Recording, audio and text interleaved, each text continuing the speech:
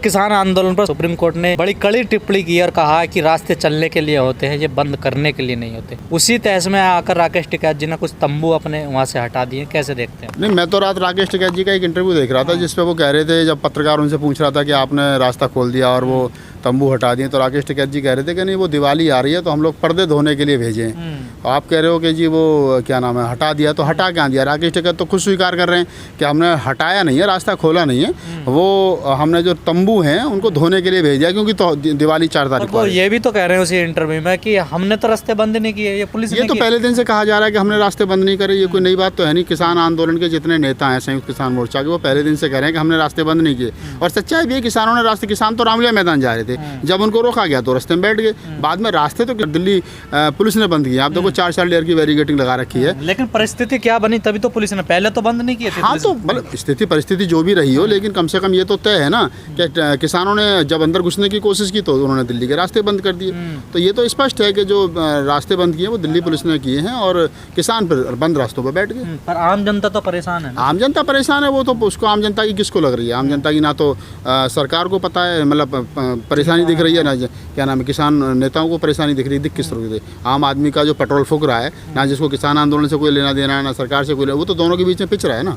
तो इसको तो सरकार का जो सुप्रीम कोर्ट का कल का जो डिसीजन है वो ठीक है, अच्छा है। और मैं तो कह रहा हूँ कि दिल्ली जो पुलिस है उसको रास्ते खुलवाने चाहिए और खोलने चाहिए, और कम से कम स्मूथली लोग आए जाएँ अपने घर पे, जहाँ 2-2 घंटे जाम में फंसे रहते हैं वो बंद होना चाहिए। दिल्ली पुलिस को एक डर भी तो है ना कि किसान जो ट्रैक्टर लेके सीधे घुस जाते हैं ना दिल्ली, तो दिल्ली घुस जाए तो पुलिस प्रशासन क्या करे? अगर किसान अंदर चले जाएंगे तो किसानों को रोकने के लिए पुलिस प्रशासन है ना। वो कह रहे रामलीला मैदान में जाकर के बैठेंगे तो बैठने तो रामलीला मैदान में। पुलिस गोली भी तो नहीं चला सकती। नहीं, गोली चलाने को कौन करा? गोली चलाना कोई समाधान थोड़ी है। अगर किसान ये कह रहे हैं कि हम तो रामलीला मैदान में जाकर के बैठेंगे, तो रामलीला मैदान में बैठने के लिए क्या दिक्कत है? जब रामलीला मैदान में अन्य आंदोलन हो सकता है और कई आंदोलन हो सकते हैं, तो अगर किसान भी जाकर के वहाँ बैठ जाएंगे तो कौन सी आफत आ जाएगी? क्या आपको लगता है रामलीला मैदान की कितनी बड़ी कैपेसिटी है? जितने किसान हैं, कितने किसान होंगे सारे बॉर्डर पर? जा 50,000 किसान होंगे। रामलीला मैदान की कैपेसिटी लगभग 80-90 हज़ार की है, तो कौन सी आफत आ रही है? और फिर वहीं रहेंगे, वहीं खाएंगे, क्या दिक्कत हो रही है? रामलीला मैदान बहुत काफ़ी बड़ा, खाली करा के सरकार को दे देना चाहिए। अब तो रामलीला भी खत्म हो गई, अब क्या दिक्कत है? लेकिन ये बीच में तो काफी लोग बुला लेते हैं ना, काफी तो बुला लेते हैं, तो फिर जो जहाँ पर बैठे हैं उनको यहाँ बैठे रहें। तो फिर सुप्रीम कोर्ट को भी नहीं ज़्यादा डिसीजन वो करना चाहिए। जो लोग सुप्रीम कोर्ट में गए कि रास्ते खुलवाओ,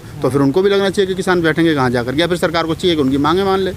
जो किसान चाह रहे हैं तो वो बातें तो मान ले, फिर बात खत्म हो जाएगी, काम ही खत्म हो जाएगा। सरकार तो कह रही है ना किसान नहीं है ये।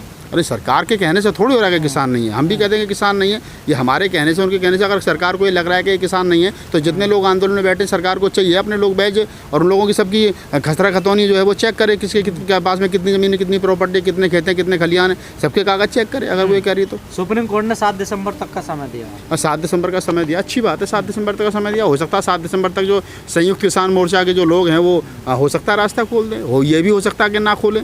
हो सकता है कि 7 तारीख के बाद में सुप्रीम कोर्ट को सुनवाई की जो दूसरी डेट दे दे। बहुत सारी चीजें भविष्य के हो सकता है यूपी में चुनाव में दिसंबर में आचार संहिता लग जाए।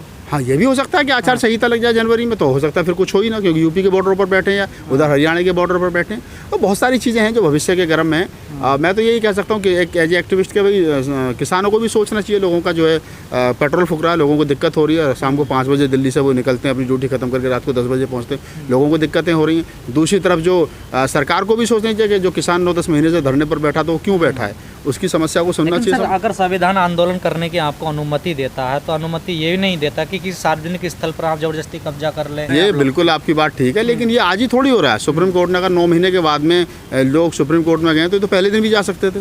9 महीने 10 महीने का ही समय क्यों लगा? ये तो नवंबर से बैठे हैं ना, नवंबर आने वाला, तो 11 महीने हो गए। 11 महीने से जो किसान बॉर्डर पर बैठे हैं, रास्ता जाम कर रखे हैं, तो जो लोग सुप्रीम कोर्ट की शरण में अब गए हैं वो पहले भी जा सकते थे, पहले भी कह सकते थे। तो वो पहले से बैठे हैं वहाँ, उन्होंने गर्मी देखी है, बरसात देखी है, धूप देखी है, छाँव देखी है। 44-45 डिग्री पारा देखा, तो -1 डिग्री भी पारा देखा उन्होंने, बारिश ओले भी उन्होंने झेले। तो किसान की समस्या को भी सरकार को समझना चाहिए। टिकैत कल क्या दिखाना चाह रहे हैं? तंबू हटा कर लो जी, हम हटा रहे हैं, गाड़ी लगा दी उन्होंने जी, गाड़ी निकल ली, रास्ता अपना खोल दिया। नहीं, वो तो ये दिखाना चाह रहे थे कि हम तो अगर ये दिल्ली पुलिस यहाँ से बैरिकेडिंग हटाएगी तो हम तो 1 मिनट में यहाँ से खत्म कर देंगे, हमारा तो कोई मतलब है नहीं। लेकिन जिस प्रकार से रात मैंने इंटरव्यू देखा राकेश टिकैत जी का, और वो कह रहे थे कि यहाँ पर जो है वो हम तो पर्दे बदलवा रहे हैं, तो उनसे भी ये भी साफ हो गया कि वो रास्ता खोलने के उधर से भी मूड में नहीं और दिल्ली पुलिस भी खोलने के मूड में नहीं है। और जो लोग सुप्रीम कोर्ट की शरण में गए हैं, अब सुप्रीम कोर्ट का क्या डिसीजन होगा? सुप्रीम कोर्ट क्या दिल्ली पुलिस से कहेगा कि आप यहाँ से रास्ता बैरिकेडिंग हटाइए, तो फिर किसान हटेंगे? बहुत सारी चीज़ें हैं जिनका भी जवाब नहीं दिया जा सकता। हम तो इस आंदोलन में गए थे एज ए पत्रकार, हमने वहाँ पर रिपोर्टिंग करी थी, देखा था, सब लोगों से बातचीत करी थी। कोशिश करी थी कि ये जो ओबीसी समाज है ये किसी प्रकार से जो है वो फूले अम्बेडकर ये आंदोलन को समझ सके, क्योंकि किसान जो है वो ओबीसी समाज का है। अब कितने लोग उसको समझ पाएंगे, हमने एक प्रयास किया, हम कितने सफल हुए ना हुए तो लोग बताएंगे, लेकिन ये है कि हमने कोशिश की थी, एक संभावनाएं तलाश की थी, लेकिन हमें जब लगा वहाँ पे कि नहीं अभी इनके दिमाग में जो है वो हिंदुत्व भरा हुआ है, अभी इनके दिमाग में जो है वो जातिवाद भरा हुआ है।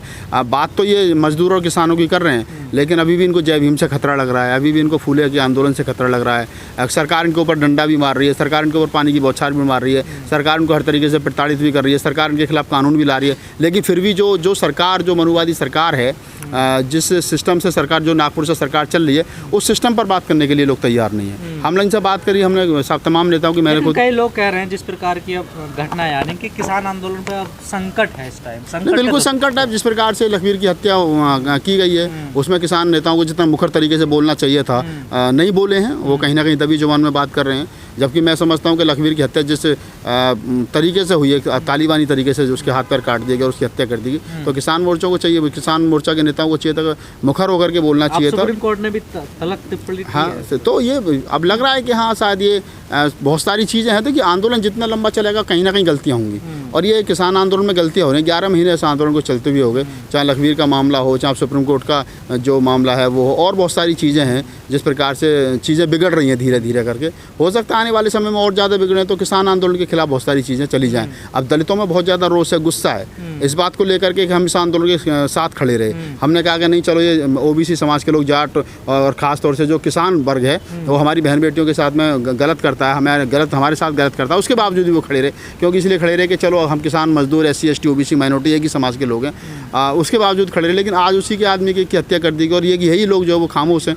जब तुम्हारे ऊपर लाठियाँ पड़ रही थी सरकार की, तो दलित समाज तुम्हारे साथ था। आज दलित समाज के सेवादार की हत्या कर दी गई निहंग सिखों के द्वारा, तो तुम बोल तक नहीं रहे हो। तो फिर तो कहीं ना कहीं तो ये लग रहा है ना कि इन फ्यूचर जो है वो जो एक खाई पटनी नज़र आ रही थी कि ये दलित समाज और OBC समाज साथ साथ आएगा, वो फिर दोबारा इसमें। कई लोग जो बुद्धिजीवी लोगों लिख रहे हैं कि 1 दिसंबर से लगता है कि आचार संहिता लग जाएगी और क्लियर हो जाएगा कौन किसान किस पार्टी के साथ है, और वहीं आंदोलन देखिए ये तो 1 दिसंबर की जरूरत भी नहीं है, ये तो लग रहा है। किसान में जो नए चेहरा नेता बने थे, आपको देखेंगे पूनम पंडित कांग्रेस में चली गई, और लोगों की संभावना जो तलाश, राजनीतिक प्लेटफॉर्म लोग तलाश रहे हैं। अभी हो सकता है 1-2 दिन में और कुछ बड़े बिगड़ जो है वो गिर जाएं, कौन कहाँ किस करवट टूट बैठेगा। राकेश टिकैत पर भी बहुत सारे लगाए जा रहे हैं। अभी पीछे जो खीरी लखीमपुर में उन्होंने सरकार के साथ बैठ करके सरकार और किसानों के बीच में जो समझौता कराया है, वार्तालाप कराई है, तो उसमें ये बताया जा रहा है कि राकेश टिकैत ने सरकार की फजीयत होने से बचा ली, तो वो सरकार BJP के लिए ही काम कर रहे हैं कहीं ना कहीं।